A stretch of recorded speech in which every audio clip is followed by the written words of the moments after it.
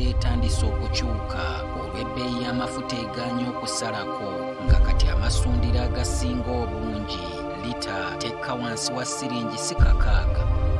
Abakuba kasooli wano mu Kisenyi e Kampala nabo we twogerera nga bongeza kiro y'obuwunga okuva ku siringi 1,800 bwe yali mu mwezi ogwokuna okutuukira ddala ku siringi 3,000.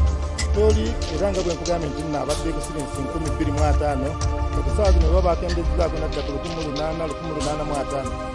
Ebbeeyi y'obuwunga era eyiye esigaddeyo emitwalo 15 okusuubuza wano kilo 5 kati kitegeeza kilo tuba tukisuubuza siringi 3,000 nga abafactory ab'ebyuma naye kati ab'amaduuka bo balina kugenda siringi 3,500 oba 3,400. Tukozesa ddala nnyo kuba lwotunda akawunga bbeeyi abagula bakendera akawunga ne katuula so obwo obuzibu tulina bw'amaanyi nnyo.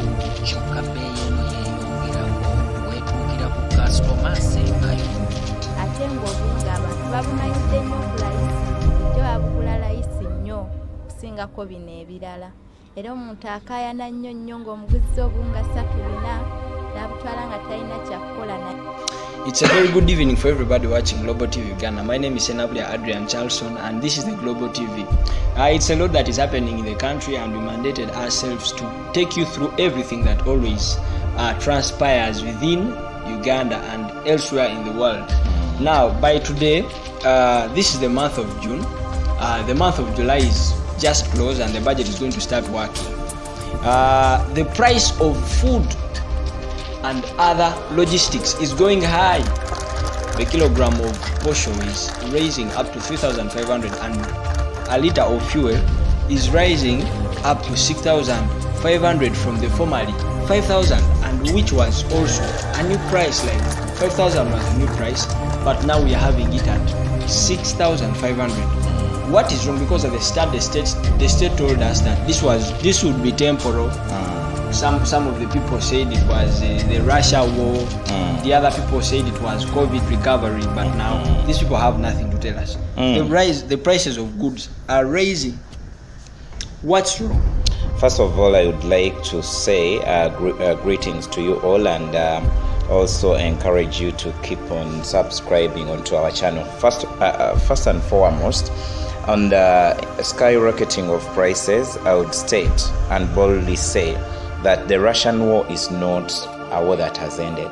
It is a continuing war. So if it was said to have been a cause for the escalating of prices, and it is a continuing war that we all see, therefore it is still that cause of the escalation of prices. Secondly, when we come to the post impacts of COVID-19 lockdown, as if we are very unfortunate, COVID-19 is back again. And letting that aside, we have just come out of the COVID-19 lockdown. That means that for the impacts of COVID-19 lockdown, they are still alive and they are still with us. What is shocking though is that we are getting now the new other forces into the escalation of these prices. And the other cause that is very close and is eating us is what is happening in our neighboring country, and that is none other than the Republic of Kenya. Considering the elections that are soon to take place, we as Ugandan citizenry, we are in trouble for some time. But should we really lose hope? No. We lived a 2-year COVID-19 lockdown. We managed to live a life there. I am very much sure that at the end of the day, we shall manage to cope up with the situation. And as we also put in place measures to correct the situation at hand, there are some measures, of course, that are likely possible if put in place to correct the situation. We are talking about the increase in food prices like posho. Perhaps the supplies of posho as a product out of maize could have gone down. The other thing might be there is rampant exportation of posho, yet back at home here we have low supplies. So there have to be such strategies put in place to correct something as far as escalation of foods by prices is concerned. There is something shocking that during the COVID-19, at least the prices of posho were not this high. And let's look at posho itself as one of the cheapest foods on the market. So one would now wish to know what could really be the problem, because we've looked at very many problems, like as in the financial, the economy of the country. But now this is food, something people can't do without. I believe posho as a product out of maize, it has had scarcity before. Unfortunately, this scarcity has come at a time when fuel prices are so it has come at a time when there is escalation of the prices of fuel. And since we are living this country well known to be a liberal country, so we know that our brothers in the trade and commerce, they take advantage of sometimes the situation. Yes, there might be scarcity in terms of production of maize, and probably the maize grains that are meant to be milled to have posho, that their quantity has lowered down. But again, we also know that Ugandans have it sick in mind, have that sickness in mind in increasing prices of goods. But now this has gone at from moments like to this. wheat. A packet that was originally 6,000, it's now 9,000. What's wrong? Of course, with wheat, we know that we are a country that has been and greatly had depended on the importation of wheat from areas of Ukraine. In fact, as a country, we had so much quantities of wheat imported from Ukraine, and at many occasions from Russia. So, following what is happening in regards with the Russian-Ukraine war, this has affected the transit of the wheat from the other producing countries to our country. So it is understandable at the moment. What we have to pray for is how long will this take place. The other alternatives that actually the government came up with were, one among others, that we should look at the alternatives to wheat in production of bread, and that is to say, the president advised that we can make bread out of our own cassava. As whether Ugandans, it's not sick. Bread can be made out of so many things. So, and again, when you are in very tough situations, you have to come up with tough measures. So we know that the country we are living is not a wheat producing country at highest level. So if we can take alternative to wheat, that is to say cassava, we grow cassava here. If we take alternative of wheat, that is to say banana, to have banana bread. So we have banana here. We can use these alternatives for the meantime. We have a problem as a country. We have a president that thinks everything can run the way he thinks. You know, when you are living in normal time, the thing is, you think normal measures, normal approaches, these are possible even when you are living emergency time. There are times of emergency. So during emergency time, you must come up with certain measures, and certain measures sometimes are desperate measures, but they can still help. Understand?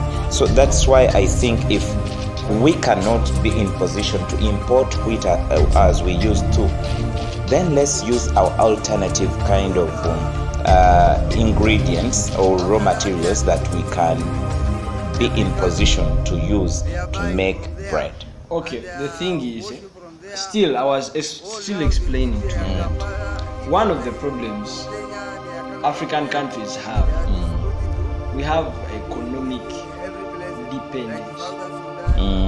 So if a country cannot stand by its own on a product like wheat that's produced in Kenya and Tanzania, I've seen Mandela millers here. Okay, it's understandable that what we it is not in large quantity. But do you believe in the world that countries are always interdependent? So we cannot say that we can be this country that depend on ourselves. And unfortunately, here is the president you have. He's a fan of cassava. The next time he will tell you that that cassava can produce fuel. Because I've seen the cassava is the solution to every problem. When on earth have you seen him bringing such controversial kind of measures? Have you ever eaten cassava? I would not mind. The reason, where is cassava in bread production? Where is cassava in confectionery production? It is nowhere to be seen. So if you can make bread out of cassava, that is good. It is for the first time that you can have these products, so you can go in for them. For God's sake. We are talking about. He has always come out. I think this is blunt, like sometimes it takes everything for joking. I know it's a serious issue. It's not for a joke. It's a serious issue. Like we are saying the separate time, the separate time or hard times call for the separate measures. Eat cassava itself if bread is too expensive. Could this be the solution to every problem? Like, should we just go down? By the when you eat cassava, what's wrong with that? If you happen to have cassava on your table and you are eating cassava as part of the breakfast, what's wrong with that? Like, is it a kind of food that is a taboo to eat here in Uganda, or it is eaten? You to look for the reason why it's one of the most growing. We are saying these separate times call for disparate measures. Become disparate. Of course, we are in a situation that calls for emergency. This is not the only country, because we are not in a different planet. Everywhere they are being affected by Russia. Everywhere the fuel prices are rising. Have you tried to check what kind of measures they are putting in place? What if we are this country that is not even graced with the cassava you people you are trying to put down, or even the banana that we are trying to put down? How will the situation be like? In conclusion, okay, the problem I see still is that we as Ugandans, we are living in a sorry state. It's not a sorry state. Uganda a sorry state would mean state. That people are dying of finally starvation and anger. The other thing, anyway, let me also ask you, if you were the one in President Museveni's shoes, amidst all this, what would you have done?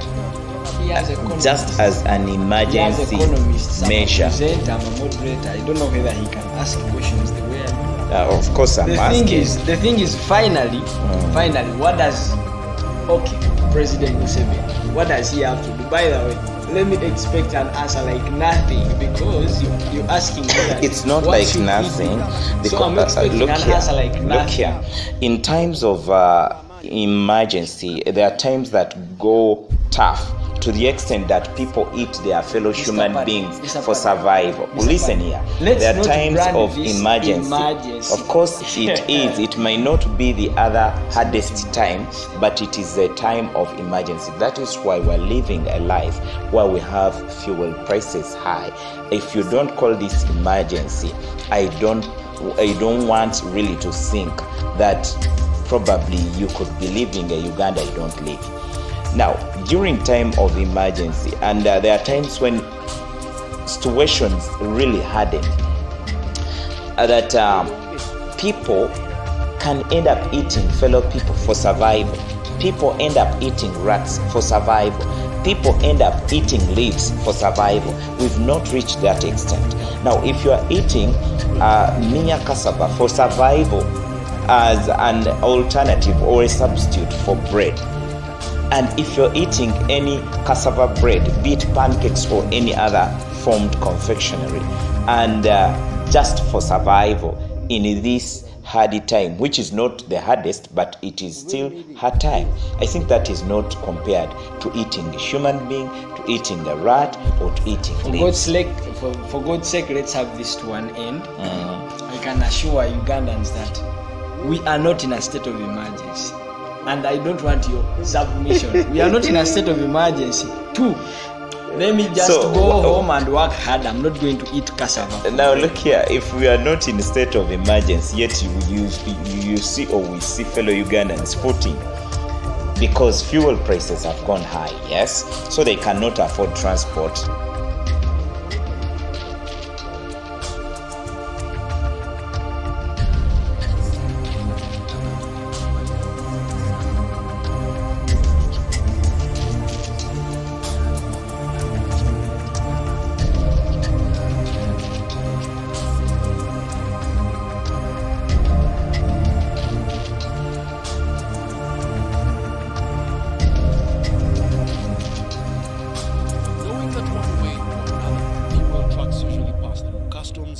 I visited this parking spot owned by multiple ICD importers in Kawa, which is adjacent to the URA head offices, to talk to some fuel truck drivers.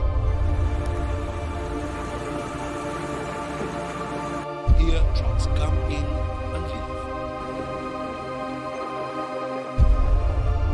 I was restricted from filming inside the parking, but after seeking permission, Adam Mohammed, a Somali's fuel truck driver, was availed to take an interview. I inquired where the fuel we use comes from. From Saudi.